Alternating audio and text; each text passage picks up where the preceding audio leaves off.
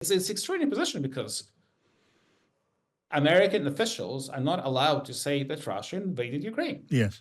They keep being asked in television, and they keep saying, "Well, the conflict in Ukraine started." We're at the point where the basic fact of this conflict is no longer allowed to be pronounced by United States government officials. Now, let me say a good afternoon to Yaroslav Trofimov, the chief foreign correspondent for the Wall Street Journal, who's live on the line. Welcome to you. Great to be on the show. Thank you for having me. You're very, very welcome, Yaroslav. Can you just give me your understanding of the very latest thinking in the White House, as far as you can see, with after that bust up on Friday and with Europe rallying round, the Prime Minister saying what he's saying in the House this afternoon? Where is the mind of Donald Trump and his team now?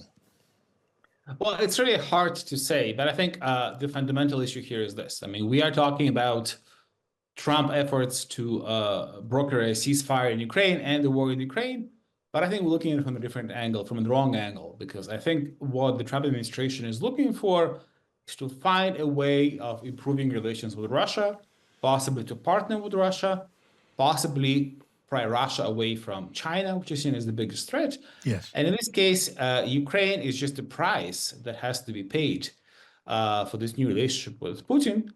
And obviously, it also comes at a time where the American leadership, starting with J.D. Vance, the vice president in Munich a couple of weeks ago, but it's being repeated by other senior leaders, keep saying that, well, we don't actually no longer have shared values with Europe. Europe is not democratic the way we see it. And that is a very, very significant development. I think this is the key, sort of the linchpin of this whole shift that we're seeing in Washington. Yes. I mean, I couldn't help noting that the Wall Street Journal, which is a hugely influential newspaper, taking this deeply critical position today, suggesting Donald Trump was retreating from the defense of freedom. Now, no doubt the White House would say Donald Trump is only interested in bringing about peace. He's got a big address to both houses of Congress tomorrow. But there's no denying, is there, Yaroslav? It is the Kremlin who seem most pleased today, and they've got reason to be. Well, I mean, they're not hiding it. I mean, the spokesman for President Putin, Dmitry Peskov, has said just the other day that we're very glad that America is changing its geopolitical positions and aligning them with ours. So how much clearer can you get? Obviously, for now, it's just words, though, there has been one act. There has been this vote in the United Nations General Assembly in which the United States joined Russia and North Korea in voting against a resolution backed by almost all European nations except Hungary, and 93 countries in the world that condemned the Russian invasion. So now there is this position on the record. But other than that, so far, as of today, American aid is still flowing to Ukraine. Yes. And sanctions are still being enforced against Russia. Will that continue tomorrow? We'll see. Massive question. I see it reported, Yaroslav, that President Trump is talking to his advisors, or will be very, very soon, about the possibility of halting military aid to Ukraine. As far as you can read it, is that likely? Is that possible? We'll see. I mean, let's not forget that last year, American aid to Ukraine was held up for several months because the Republican majority in the House refused to put to a vote the appropriations bill that would finance this aid. And Ukraine did not collapse, and Ukraine kept fighting. It incurred some losses and lost some ground, but it was not catastrophic. So we'll see what happens now. But clearly, the fallout from the meeting in the Oval Office on Friday continues. We are seeing senior leaders, pretty much everyone in the U.S. administration, essentially calling for Zelensky to be removed, for him to step down, saying, he's not the right man. And, that puts Ukraine and its European friends in a very difficult position because according to Ukrainian law, Zelensky is legitimately elected president of Ukraine. And you cannot have elections in Ukraine in wartime just like you didn't have elections in Great Britain, the United Kingdom during World War II.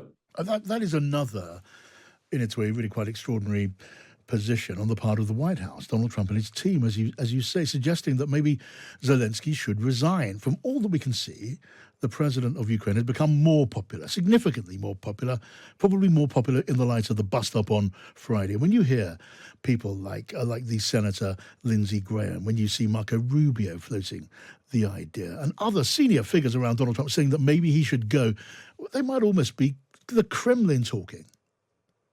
Well, I mean, sometimes nowadays, and I would add to this list that the new director of national intelligence, Tulsi Gabbard, who voiced the very same opinions, reciting a laundry list of why Ukraine is not a democratic country. And she didn't have any words to criticize Russia or President Putin. So it's really stunning to what extent the talking points coming out of this administration are very similar from what's coming out of the Kremlin. Yeah. But let's also look at the substance of this spat in the White House. I mean, to boil it down, it was basically President Zelensky saying, I cannot sign to a deal without any guarantees. And President Trump saying, well, trust me, Putin will not invade as long as I'm president. And Zelensky said, well, he didn't invade in the past. And that's where Vice President Vance intervened and started telling him he's insulting his hosts. Yes. But the fact is that if Ukraine were to surrender to Russia, which seems to be the American plan, so why does it need America for that? I mean, President Zelensky should go to Moscow and surrender directly. Yeah.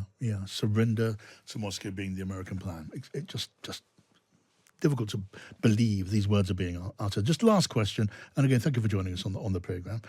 So again, reports that the American Defense Secretary Pete Hegseth has halted U.S. cyber operations against Russia. That officials have been told not to report Russian cyber operations. Can you explain that to us? It looks so like a demonstration of appeasement. Well, it's hard to explain it. I don't obviously know the details of what kind of operations were underway, and one benevolent explanation would be that, well, if you're about to engage Russia in serious talks, you don't want to inadvertently, create a crisis through this. But it's clear that the mood now is, well, if not appeasement, at least placating Russia. Yes. I mean, it's extraordinary position because American officials are not allowed to say that Russia invaded Ukraine. Yes. They keep being asked in television, and they keep saying, well, the conflict in Ukraine started. So we are at the point where the basic fact of this conflict is no longer allowed to be pronounced by United States government officials. Yes. So how much further can you get? Yeah. Very, very good question. And is there any other word than appeasement of Russia by the US president and his team? Yaroslav, really grateful to you for coming on and sharing your view of what's going on at the moment. We're going to be following it. We're going to be reporting it through the program and through the evening here on Times Radio. That's Yaroslav Trofimov from the Wall Street Journal.